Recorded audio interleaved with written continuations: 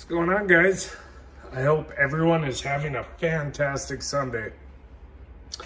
It's been about a week since I made a video, so I just thought I'd run out to the garage, make one here. And I decided I'm gonna make it about the Hyper Tough ratchet. Again, I think this video number 4 about it now. I've had a couple people asking how it's doing, so I thought I'd make another update. I know that there's some people out there that are just waiting for this thing to fail, and I 100% understand that. I get it. It's gonna fail at some point. I just don't know when that is, right? All tools fail. I think some people are expecting this thing to fail prematurely, and I don't blame you. That's a legit thing. But so far, my experience, it's been positive so far. You can see the head. I don't know if that's showing up on camera, but it's starting to get some wear here where I've gone too close to the firewall on the truck or other such items. I mean, it's a tool, right? I don't really care how I use it. I don't abuse it for sure, but if I'm gonna be rubbing up against something, that's a-okay in my book. I took the tonneau cover off of my truck. It was all ripped up. It's at least 16, 17 years old. So it's, you know, the truck's on its way out the door. Might get a year or two more out of it. Or I might do a big long series on the truck. I don't know yet. But anyways, bottom line, took off the tonneau cover this weekend. And these suckers were, the ratchet would not break them free, right? It would not under its own power, but I was able to use the ratchet like a regular ratchet and break them free. And I mean, I'm not gonna say it was like 100 foot-pounds or anything like that, because it straight up wasn't.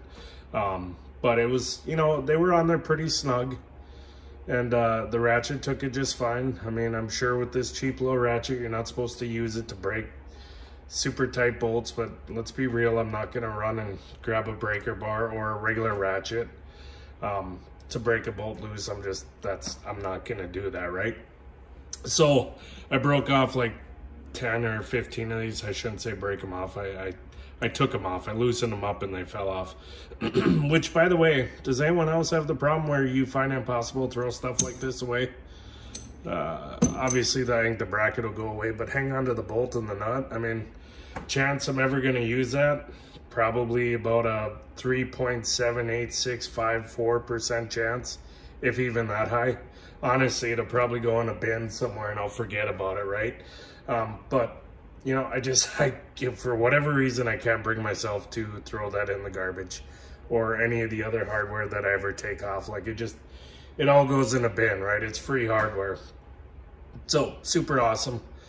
Did a really good job on that, and it was cold. I mean, not cold for up here. It was, you know, 20 degrees outside when I was doing it or so. And, you know, I haven't charged the battery, and it's still full power. Now, don't laugh at this. Yesterday, my youngest daughter got a new bed, and it's one of those contraptions with like, I don't know, 10,083 nuts and bolts you got to put in the dang thing.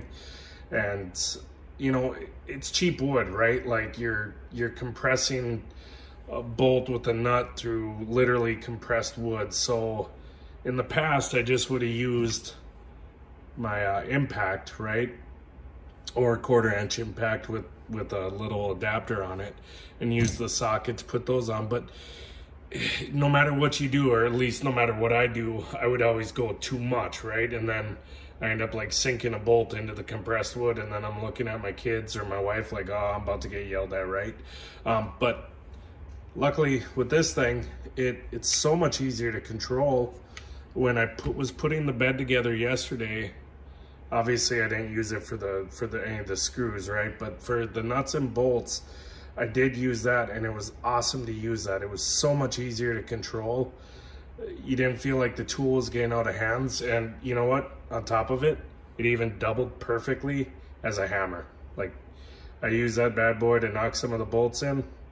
Did a great job. So it's like a multi-tool, right? It's a powered ratchet and a hammer. Obviously, he shouldn't use it as a hammer, but you know, heat of the moment, you're trying to get a bed put together and everything. Whatever.